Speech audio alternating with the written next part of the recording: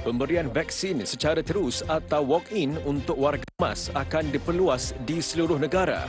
Warga emas di Lembah Kelang yang masih belum menerima vaksin boleh terus hadir ke mana-mana pusat pemberian vaksin. Bantah keputusan kerajaan tangguh mesyuarat khas penggal ketiga Parlimen ke-14. Sekumpulan ahli Parlimen Pembangkang berkumpul di Dataran Merdeka. Mereka kemudian berarak menuju ke Jalan Parlimen. Majlis Bandaraya Petaling Jaya putuskan sistem jalan sehala di Damansara Damai Selangor akan dikekalkan. Keputusan itu berdasarkan kajian, analisis serta pungutan suara penduduk. Bagi peraih durian dikenali sebagai Pak Yeh, suasana tahun ini tidak semeriah tahun sebelumnya. Bagaimanapun agak bernasib baik apabila ada pemborong baru datang membeli duriannya.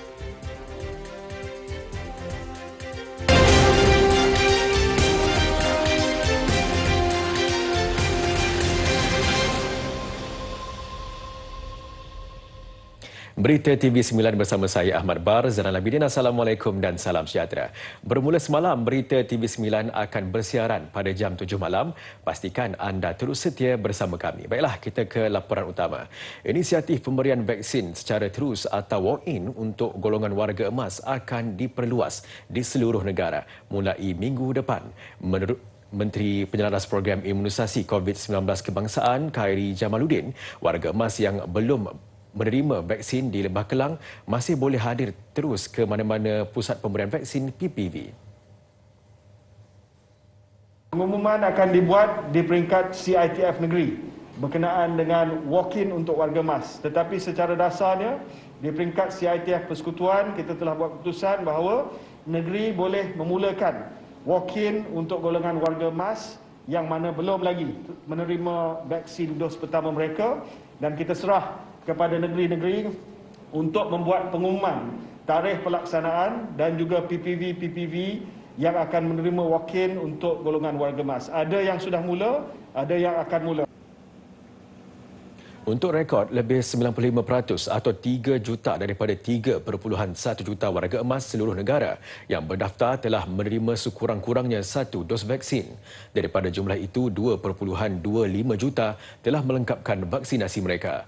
Pihaknya turut menyasarkan nilai ambang 40% penduduk dewasa di seluruh negara yang lengkap 2 dos vaksin bakal dicapai menjelang 31 Ogos ini. Dan serentak dengan pengumuman itu, program vaksinasi melalui kaedah sama dilaksanakan di 4 pusat pemberian vaksin PPV Pulau Pinang mulai hari ini. Dan meskipun hanya dihadkan kepada mereka yang berusia 60 tahun ke atas, sambutan diterima amat menggalakkan. 3 daerah di seberang perai menerima warga emas secara walk-in mulai hari ini, iaitu PPV Dewan Milenium di seberang perai utara, PPV SP Arena di seberang perai tengah dan PPV Dewan Serbaguna Jawi di seberang perai selatan. Manakala di bahagian pulau, PPV Pusat Convention Spice akan menerima warga emas di daerah Timur Laut dan Barat Daya mulai esok. Ini saya buat masalah, dia tak panggil, lepas tu saya tengok dalam WhatsApp mereka bertambah nak kau ni kat Dewan Milenium. Lepas tu saya tanya kat depan tu, dia kata ada umur 60 lebih. Lepas tu saya terus daftar lah. Betul dia dapat lah. Ni nak tunggu panggil ni. Senang lah kalau dia buat macam ni. Oh, dia buat macam ni senang. Dengar nak lah abang kata ada dia panggil kan. Tu Cik Mai tu. Dapat? Dapat ni. Selain yang belum menerima janji temu, warga emas yang belum mendaftar untuk vaksin juga diterima untuk pemberian vaksin secara walk-in. Kita beralih ke perkembangan politik. Sekumpulan ahli Parlimen Pembangkang berkumpul di Dataran Merdeka Ibu Negara sekitar jam 10 pagi tadi. Perhimpunan dipercayai bagi membantah keputusan kerajaan menangguhkan mesyuarat khas penggal ketiga Parlimen ke-14 yang sepatutnya memasuki hari terakhirnya hari ini ke satu tarikh yang akan ditetapkan kelak. Sekurang-kurangnya 10 ahli Parlimen Pembangkang menyertai perhimpunan itu. Antara mereka pemimpin Pembangkang Datuk Seri Anwar Ibrahim serta bekas Perdana Menteri Tun Dr. Mahathir Mohamad dan bekas Timbalan Perdana Menteri Datuk Seri Dr. Wan Azizah Wan Ismail. Inilah yang kita dapat. Nasib malang sungguh bagi negara kita. Di waktu rakyat menderita daripada wabak COVID-19, sepatutnya kita tumpu kepada masalah rakyat. Mereka lebih tumpu kepada masalah politik. Selepas beberapa orang daripada mereka berucap, baru mereka berarak menuju ke jalan Parlimen. Di bulatan Datuk On, pergerakan mereka terhenti apabila disekat oleh pihak polis. Selepas itu, pada kira-kira jam 10.45 pagi, baru mereka bersurai. Mengikut laporan, 67 kes positif COVID-19 dikesan di Parlimen hasil ujian saringan yang diadakan sebelum dan semasa mesyuarat khas Parlimen bermula 26 Julai lalu. Sementara itu, polis akan memanggil semua ahli parlimen dan individu yang terbabit dalam perhimpunan itu pagi tadi.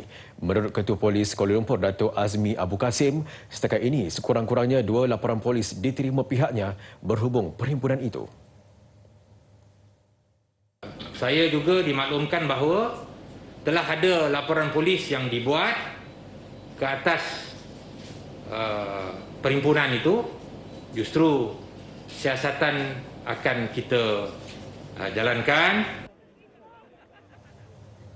Katanya seramai 500 pegawai dan anggota polis terbabit dalam penugasan mengawal pergerakan individu terbabit yang merancang berhimpun di laluan kebangunan Parlimen sebelum bergerak ke Dataran Merdeka.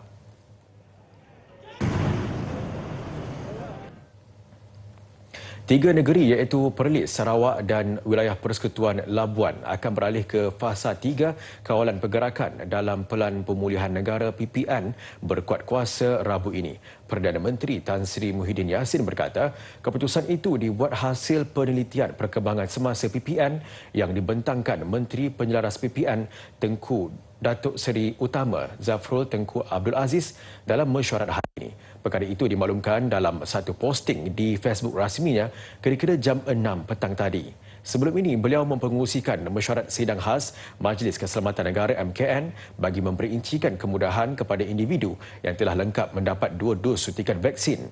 Turut dibincangkan adalah kemudahan yang bakal dinikmati sektor ekonomi.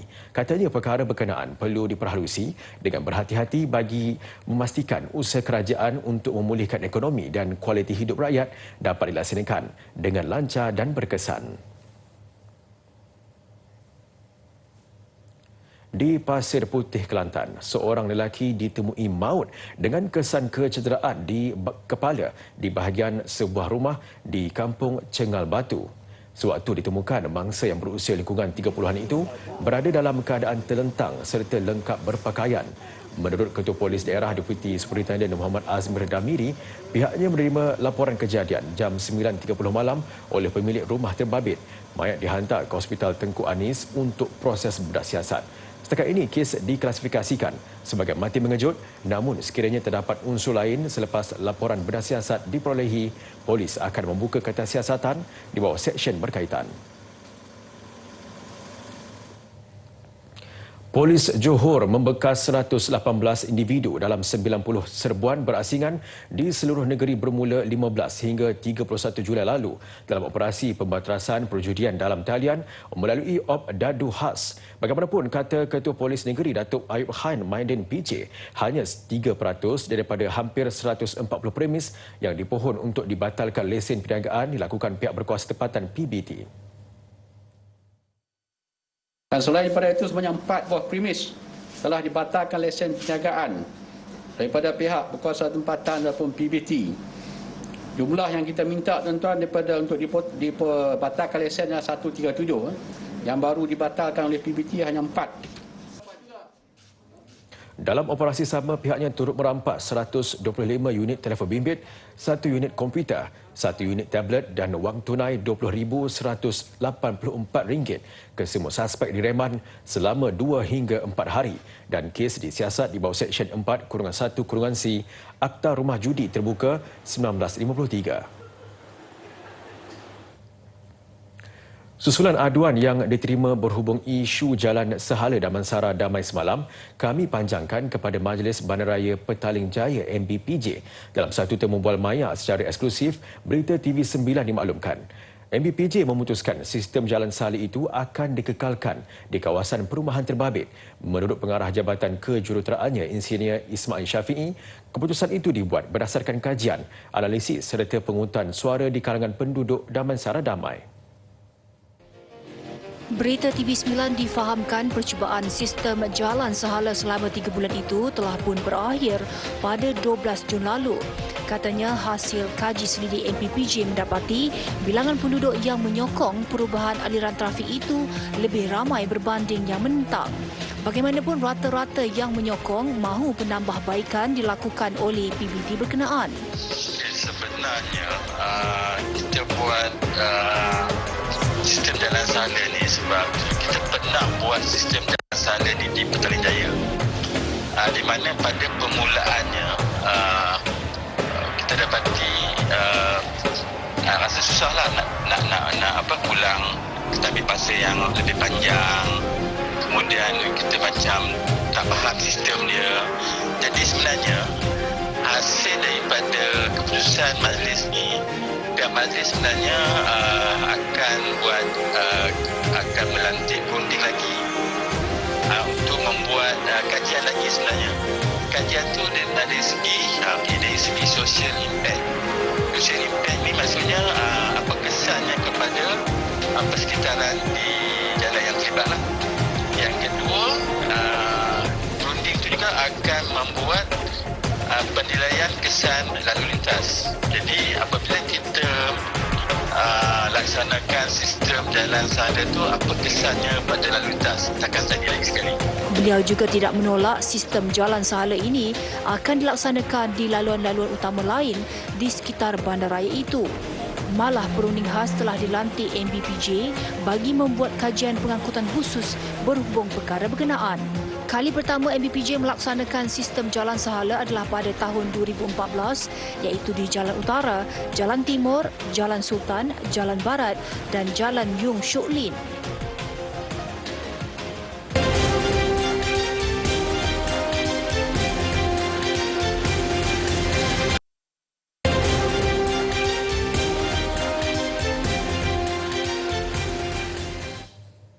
Bertemu kembali. Seorang pengurusi sebuah koperasi di Terengganu direman 7 hari bagi membantu siasatan Suruhanjaya Pencegahan Rasuah Malaysia SPRM berhubung kes penyalahgunaan kuasa dan jawatan. Perintah reman dikeluarkan penolong pendaftar Mahkamah Kuala Terengganu Wan Azianti Wan Abdul Karim Elias Isa.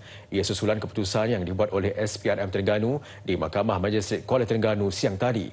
Tertuduh selaku pengurusi koperasi berkenaan disyaki menggunakan jawatannya untuk melantik anaknya sebagai pengurus bagi sebuah syarikat milik penuh koperasi itu pada tahun 2018.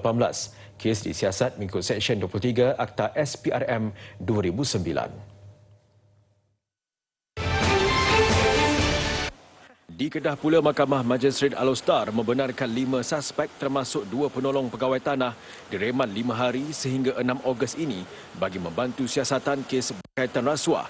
3 lagi suspek merupakan pembantu takbir dan bekas kerani di pejabat daerah serta seorang individu awam yang bekerja sendiri. Mengikut fakta kes, pegawai serta kaki tangan terlibat disyaki menerima rasuah sebagai balasan untuk mendaftarkan 41 nama pemilik lain ke dalam hak milik tanah di daerah berkenaan tanpa melalui urusan pindah milik tanah yang sah.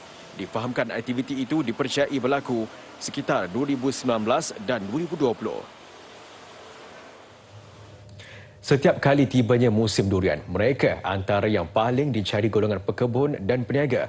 Situasi itu menjadikan golongan peraih dan pembekal durian tidak menang tangan dengan urusan jual beli raja buah itu. Saya Pintu Rezeki, Berita TV9.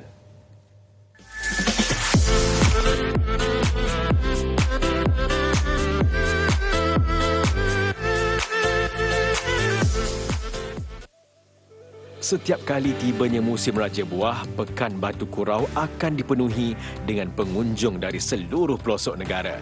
Suasana tahun ini bagaimanapun tidak semeriah seperti tahun sebelumnya. Dek batasan Perintah Kawalan Pergerakan bagi mengekang penularan COVID-19. Rutin harian ketika musim durian bagi peraih seperti Elias Muhammad Nasib, 54 tahun, tidak pernah terhenti atau berkurang. Lebih dikenali sebagai Pak Yeh, peserta pusat pengumpulan ladang fama ini senantiasa sibuk, tambah lagi apabila durian mula memasuki tempoh puncak pengeluaran. Di pusat pengumpulan ladang miliknya di kampung bawah Gunung Batu Kurau, pekebun mula menghantar durian mereka sejak awal pagi dan berlarutan sehingga waktu malam. Dianggarkan terdapat antara 400 hingga 500 pekebun durian dalam kalangan orang kampung yang menghantar hasil durian mereka kepada Pak Yeh. Secara kasar, Pak Yeh perlu mengendalikan antara 25 hingga 30 tan durian sehari. Kira-kira ada yang pelanggan yang baru yang tak biasa, dia tak tahu dia pelanggan baru ni, alhamdulillah. Dia tak biasa main pun, dia tengok dengan kita kiraan kita, dia cukup alhamdulillah lah tahun ini. Dia pun suka pada tak mau dengan timbang dia nak kira biji macam saya zaman-zaman Piramli lah. Zaman kira-kira tak ada zaman-zaman lah tahun 60-an 70-an dulu lah. Zaman-zaman yang timbang depa tak suka. Berat dia kata apa ni lah, makan ni lah, beli lebih kurang dengan orang kampung. Beli jual dekat pelanggan mahal sangat. Dekat kita ni tak ada dia kata. Pak Yeh membeli dan menjual durian tanpa mengikut timbangan seperti kebanyakan pengumpul durian yang lain. Selesa berkain pelekat, beliau punya kaedah tersendiri dalam menghitung harga durian mengikut saiz buah. Setiap maklumat jual beli disimpan kemas di dalam buku kira-kira yang tersemat kemas di pinggangnya. Dia sama saja. Kira buah kampung ke, buah kahwin ke, buah ni apa, kira-kira harga lebih kurang saja. Lebih yang kata kahwin tu lebih kurang kata lebih RM1, RM2 saja lebih pada biji dia tu. Yang kampung kata RM5, kahwin hanya lebih RM2, RM7 itu. Saya sedang tu kira RM5 dapatlah sebiji. Buah yang besar sekali dalam RM7, RM6. Macam tu lah. Buah yang kecil tu ada yang 3 kira 1 tu, 4 kira 1 tu. Lebih kurang harga macam tu lah. Mengakui terkesan dengan sekatan pergerakan sehingga menyebabkan ada pembeli tetap tidak dapat turun ke Batu Kurau. Namun Pak Yeh yang telah 25 tahun berjual beli durian agak bernasib baik apabila ada pemborong baru yang datang untuk membeli duriannya. Apapun Pak Yeh berharap keadaan akan kembali seperti sedia kala dan Batu Kurau kembali dipenuhi pengunjung. Seterusnya memberi rezeki kepada pekebun tempatan.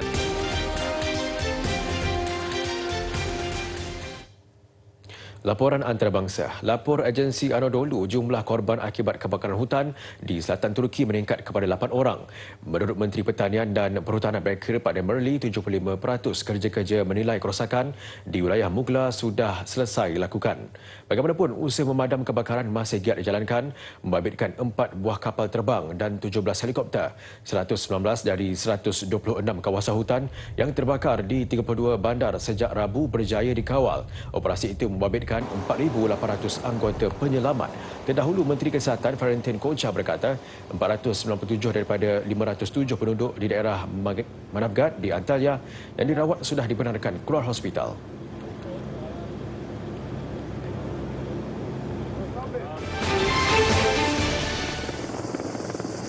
Dalam pada itu, hampir 300 anggota bomber, 2 buah pesawat pengangkut air dan 5 helikopter berusaha mengawal kebakaran hutan di Greece yang turut memusnahkan 30 buah kediaman dan kawasan pertanian selain mencederakan 8 orang.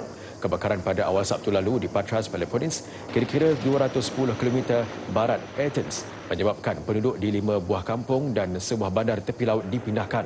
Hampir 100 penduduk dan pelancong di tempat peranginan Pantai Logos juga dipindahkan ke Bandar Agio yang berdekatan. Macam sinetron setiap petang, itu yang boleh digambarkan selepas video pergaduhan sepasang suami isteri tular di media sosial. Puncanya, si suami kantoi main kayu tiga. Lapor harian Metro, insiden berlaku di pusat pemberian vaksin. Namun tidak dapat dipastikan di manakah kejadian ini berlaku. Berdasarkan keterangan video, setibanya di tempat vaksin, si isteri terlihat suaminya di lokasi sama bersama wanita lain. Dan mungkin terlalu panas, si isteri bersama adiknya mula melakukan provokasi sebelum tercetusnya pergaduhan besar. Video ini tular di media sosial dan paling teruk menerima kutukan sudah tentulah si lelaki berkenaan.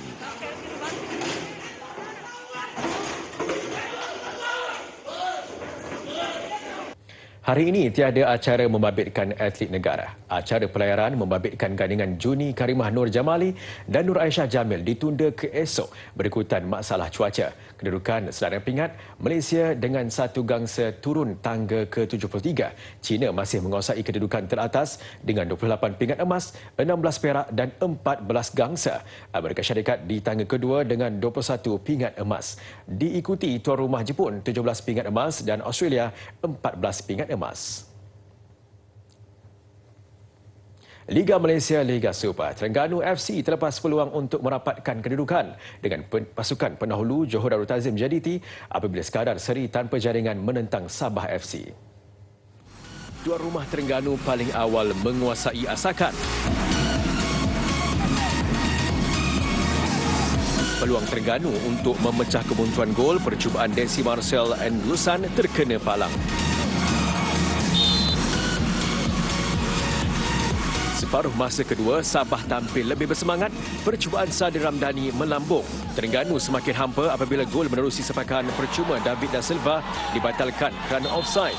Keputusan dari Stadium Sultan Zainal Abidin, Terengganu 0, Sabah 0.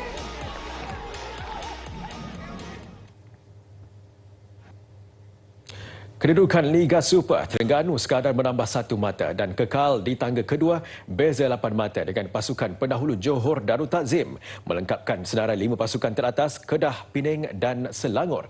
Kedah dianggap paling selesa kerana baru 13 kali beraksi berbanding JDT dan Terengganu 16 kali manakala Pening 15 kali.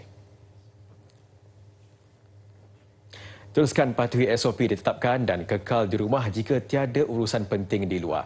Baiklah, menutup berita malam ini, kita saksikan telatah aksi si cilik Muhammad Yahya Muhammad Zul Iskandar berusia 3 tahun yang begitu teruja ketika menonton perlawanan sukan Olimpik Tokyo 2020. Pastikan anda terus bersama kami esok, tentunya tepat jam 7 malam. Saya Ahmad Barzal. Assalamualaikum, selamat malam dan jumpa lagi.